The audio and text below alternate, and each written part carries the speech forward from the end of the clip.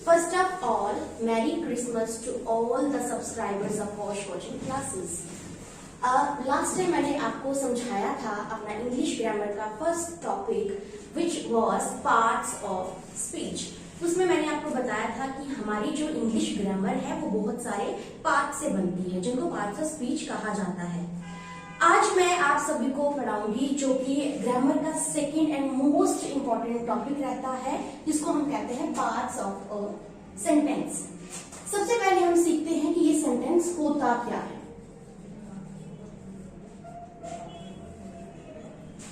आप सभी ने सुना होगा जब भी हम किसी से पूछते हैं कि सेंटेंस क्या है, उनका जवाब रहता है group of words. Group of words, वो कहते हैं कि ग्रुप जो होता है वर्ड्स का वो मिलके सेंटेंस बना लेता है, विच इज रॉन्ग। अगर मैं ग्रुप ऑफ वर्ड्स की बात करती हूँ, मैं यहाँ पे एक एग्जांपल लेती हूँ। रिया इंटेलिजेंट गर्ल इज अ। अब ये क्या है? ग्रुप ऑफ वर्ड्स है, इसमें बहुत सारे ग्रुप्स हैं, तो क्या मैं इनको सेंटेंस कहूंगी? मैं इनको सेंटेंस बिल्कुल भी नहीं कहूंगी। तो मेरे लिए जो सेंटेंस है, सेंटेंस क्या होता है? वो ग्रुप होता है वर्ड्स का that make a complete sense. मेरे लिए सेंटेंस का मतलब होता है वो ग्रुप वर्ड्स का जो मुझे एक कंप्लीट सेंस दे। जैसे मैंने यहाँ पे लिखा रिया इंटेलिजेंट गर्ल इज अ, तो इट मीन्स ये जो सेंटेंस है ये बिल्कुल भी सही नहीं है। ग्रुप ऑफ वर्ड्स जरूर है लेकिन हमें ये कंप्लीट सेंस नहीं दे रहा। कंप्लीट सेंस ये कब देगा? जब हम लिखेंगे रिया इज एन इंटेलिजेंट गर्ल। अब देखो हमारे पास रिया इज एन इंटेलिजेंट गर्ल, यहाँ पे ग्रुप ऑफ वर्ड्स भी बना है और साथ में ये हमें एक कंप्लीट सेंस दे रहा है कि रिया एक बहुत ही होशियार इंटेलिजेंट लड़की है। तो सेंटेंस का मतलब होता है वो ग्रुप वर्ड्स का जो हमें कंप्लीट सेंस देता है, जिसको हम आराम से समझ सकते हैं। अब हम पढ़ेंगे कि जो सेंटेंस होता है वो अकेला नहीं होता है। सेंटेंस को बनाने के लिए बहुत सारे पार्ट्स की रिक्वायरमेंट रहती है। अब जब हम सेंटेंस को बनाते हैं उसमें हमारी जो इंग्लिश ग्रामर है वो बोलती है जो एक सेंटेंस होता है उसमें दो चीजें आ जाती हैं जो कि बहुत ही ज्यादा इंपॉर्टेंट है। First one is subject, other one is predicate. इन दो के बिना हमारा जो सेंटेंस है वो नहीं बन सकता। अब ये सब्जेक्ट और प्रेडिकेट क्या होता है?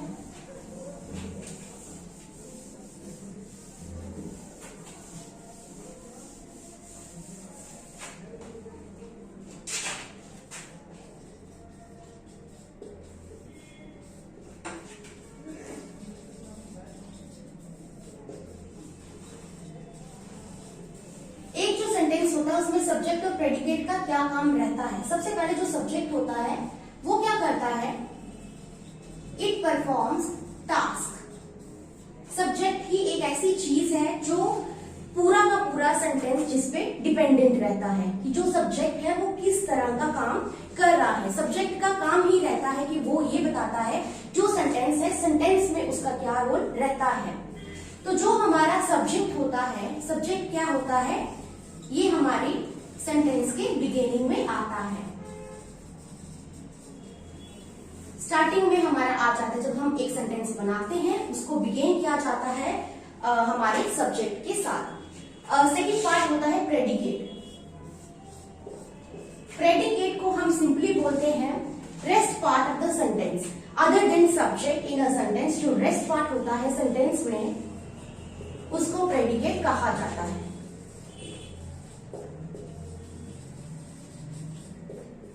जैसे मैंने यहाँ पे आपको अभी एग्जांपल दिया, मैंने बोला था रिया इज एन इंटेलिजेंट गर्ल।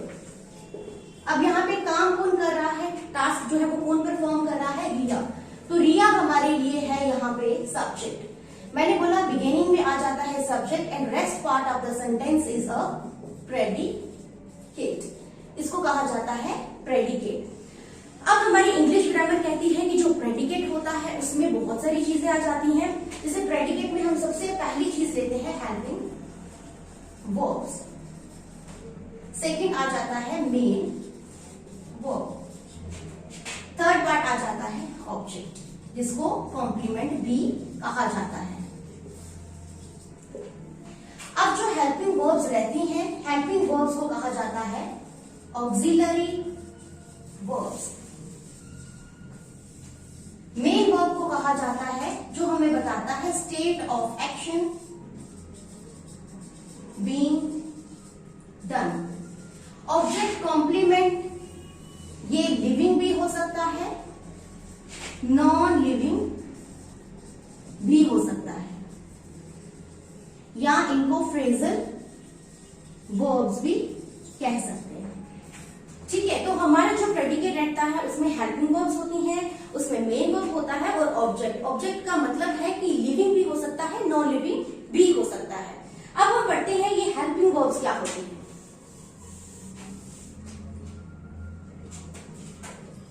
जो हेल्पिंग वर्ब्स हैं, also known as auxiliary verbs, इनका क्या काम रहता है? It helps the main verb in completing a sentence. ये मेन वर्ब की मदद करते हैं ताकि एक सेंटेंस को कंप्लीट किया जा सके। जैसे आने वाली वीडियोस में मैं आपको सिखाऊंगी टेंसेस क्या हैं, किस तरह से होते हैं, उनमें आपको पता चलेगा कि हम जो हेल्पिंग वर्ब्स होते हैं उनका इस्तेमाल किस तरह से करते हैं हमारे टेंसेस में। तो उससे पहले मैं आपको नॉर्मल ही बता रही हूँ, ये बेस है। जिनको इंग्लिश ग्रामर का बिल्कुल भी नॉलेज नहीं है उनको पता होना चाहिए जो जो चीजें, उन्हीं के बारे में मैंने लिखा हुआ है। तो मैंने यहाँ पे लिखा जो हेल्पिंग वर्ब्स है उनको ऑक्सिलरी वर्ब्स भी कहा जाता है। बहुत सारे जो बच्चे होते हैं उनको मोजाइल भी कहते हैं। तो जो ऑक्सिलरी वर्ब्स होती हैं इनका मेन काम यही रहता है कि वो मेन वर्ब मैंने अभी आपको बताया, जहां पे हमें किसी तरह के काम के होने का पता चलता है। ये क्या करते हैं सेंटेंस में, उन मेन वर्ब्स की हेल्प करते हैं। अब देखो जो मेन वर्ब है,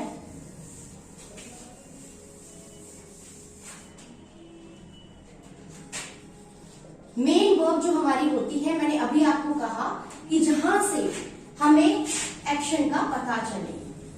अब अगर बच्चों को एक्शन वर्ड्स का याद नहीं रहता है तो उनको, जैसे हम छोटी क्लासेस में ही देखते हैं कि फ्रॉम थर्ड टू ऑनवर्ड बच्चों को एक चीज सिखाई जाती है कि जो वर्ब होती है उनकी 3 फॉर्म्स होती हैं, जिनमें प्रेजेंट फॉर्म आती है, पास्ट फॉर्म आती है, देन पास्ट पार्टिसिपल फॉर्म आती है। ठीक है, तो मेन वर्ब यही रहती है कि जिनकी 3 फॉर्म्स जो है वो देखने को मिलती है। It has 3 forms. अब जो 3 फॉर्म्स होती हैं जिनको कहा जाता है present form, then past form, past participle form. Present form का मतलब हो गया वर्ब की फर्स्ट फॉर्म, पास्ट फॉर्म का मतलब हो गया वर्ब की सेकंड फॉर्म, पास्ट पार्टिसिपल का मतलब हो गया वर्ब की थर्ड फॉर्म। जैसे एग्जाम्पल के तौर पे मैं लेती हूँ फर्स्ट फॉर्म गो, सेकंड में लेती हूँ went, and past participle form लेती हूँ गॉन। इनका काम क्या रहता है? प्रेजेंट का हमें पता होता है, जो काम हमें बताता है प्रेजेंटली जो चल रहा हो। पास्ट होता है जो चीज गुजर चुकी हो। पास्ट पार्टिसिपल क्या होता है? जिसमें जो चीजें हैं वो हो चुकी होती हैं। ठीक है, तो हमारी जो प्रेजेंट फॉर्म किसी भी सेंटेंस की अगर हम बात करते हैं, जैसे वर्ड यहाँ पे मैंने आपको वो लिया, सेकेंड है वेंट और थर्ड मैंने ले लिया गॉन। अब आपको यही चीज याद रखनी है कि कोई भी ऐसा वर्ड जिसकी इन तीनों फॉर्म में हम बना सकते हैं, जिनकी हम तीनों फॉर्म्स को क्या कर सकते हैं, बता सकते हैं, उनको कहा जाता है मेन वर्ब। अब लास्ट में है आपका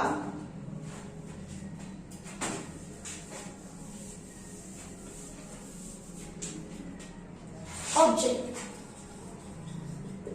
ऑब्जेक्ट मैंने फिर आप पहले भी बताया कि जो लिविंग हो या नॉन लिविंग हो। ऑब्जेक्ट का मतलब ही ये होता है जो सब्जेक्ट है वो क्या काम कर रहा है, सब्जेक्ट का जो भी लेना देना है ऑब्जेक्ट के साथ, उसके बारे में जो भी चीजें बताई जाती हैं वो लिविंग भी हो सकती है और नॉन लिविंग भी हो सकती है। मैं यहाँ पे एक एग्जांपल दूंगी ताकि आप लोगों को क्लियर हो जाए। यहाँ पे हमारे जो हेल्पिंग वर्ब्स है कौन सी है, मेन वर्ब कौन सी है, और हमारे पास ऑब्जेक्ट जो है वो कौन सा होता है। एग्जाम्पल के तौर पर मैं लेती हूँ रिया इज सिंगिंग सॉन्ग। जैसे मैंने आपको लास्ट वीडियो में इसी एग्जाम्पल के साथ मैंने आपको समझाने की कोशिश करी थी, यहाँ पे भी मैं सेम ही एग्जाम्पल लूंगी ताकि आप लोगों को पता चल जाए। जब मैंने पार्ट्स ऑफ स्पीच पढ़ाए थे वो कहाँ पे उनकी रिक्वायरमेंट थी। अब यहाँ पे मैं आपको पार्ट्स ऑफ सेंटेंस बताऊंगी कि एक जो पार्ट्स ऑफ सेंटेंस है वो सेंटेंस में कहाँ पे आते हैं। अब जैसे मैंने रिया लिया, रिया है मेरे पास सब्जेक्ट, अदर देन रिया in a sentence is a predicate. ये आ गया हमारे पास पूरा का पूरा प्रेडिकेट। हमें पता चल रहा है कि यहाँ पे जो टास्क है वो कौन परफॉर्म कर रहा है, रिया परफॉर्म कर रही है। अब रिया हमारे लिए आ गया सब्जेक्ट, ये हमें पता चल गया, बिगिनिंग में लग गया। अब जो इज सिंगिंग अ सॉन्ग है इसको प्रेडिकेट कहा जाता है, लेकिन मैंने अभी बताया कि जो प्रेडिकेट है प्रेडिकेट में 3 चीजें आ जाती हैं। सबसे पहले मैंने आपको बताया था हेल्पिंग वर्ब्स। हेल्पिंग वर्ब्स का काम रहता है जो मेन वर्ब होती है, मेन वर्ब है जहां पे जो काम किया जा रहा है। तो गाने का काम किया जा रहा है, अगर मैं इनकी 3 फॉर्म्स बनाने की कोशिश करती हूँ तो फर्स्ट फॉर्म बन जाती है sing, second sang and the third form is sung. It means जो सिंग है वो मेरे पास क्या रहेगा, मेन वर्ब। अब यहाँ पे जो सिंगिंग है वो रहा मेरे पास मेन वर्ब। अब मैंने बोला जो ऑब्जेक्ट है, कॉम्प्लीमेंट भी हो सकता है, लिविंग नॉन लिविंग कुछ भी हो सकता है। तो जो ए सॉन्ग रहेगा वो है हमारे पास ऑब्जेक्ट। मैं आपको दोबारा से रिकैप करवा देती हूँ। मैंने लास्ट टाइम आप अपनी वीडियो में बताया था पार्ट्स ऑफ स्पीच क्या होते हैं, आज मैंने आपको बताया पार्ट्स ऑफ सेंटेंस क्या होते हैं। जो सेंटेंस है, सेंटेंस का सिंपल मीनिंग होता है ग्रुप ऑफ वर्ड्स जो हमें एक कंप्लीट सेंस देता है। उसी तरह मैंने यहाँ पे आपको ये भी बताया जो सेंटेंस है, सेंटेंस में 2 जो पार्ट्स है वो होते ही होते हैं, which are subject and the other part is predicate. अब सब्जेक्ट का हमें पता है हु परफॉर्म्स एक्शन, जो एक्शन करता है एक सेंटेंस में, और जो प्रेडिकेट रहता है, प्रेडिकेट में 3 चीजें आ जाती हैं। प्रेडिकेट में हमारे हेल्पिंग वर्ब्स आ जाते हैं। हेल्पिंग वर्ब्स का काम रहता है कि वो मेन वर्ब की एक सेंटेंस में हेल्प करते हैं। जो मेन वर्ब्स होते हैं, मेन वर्ब्स को एक्शन वर्ड्स कहा जाता है, जिनकी 3 फॉर्म्स बन जाती हैं। 3 फॉर्म्स मैंने आपको बता दिया, present form, past form and then past participle form. और लास्ट में मैंने आपको बताया ऑब्जेक्ट होता है या कॉम्प्लीमेंट होता है, कुछ भी हो सकता है, लिविंग भी हो सकता है और नॉन लिविंग भी हो सकता है। अब जिनको भी मेरी ग्रामर का सेकंड टॉपिक समझ में आया है, नेक्स्ट हम करेंगे थर्ड टॉपिक जो आपको आने वाली वीडियो में मिलेगा। सबसे पहले तो मैं शुक्रिया अदा करूंगी हमारे जितने भी पॉश कोचिंग क्लासेस के सब्सक्राइबर्स हैं। प्लीज आप हमारी वीडियो ज्यादा से ज्यादा लाइक करें, शेयर करें और अपने फ्रेंड्स एंड रिलेटिव्स को सब्सक्राइब करने के लिए बोलें। Thank you so much.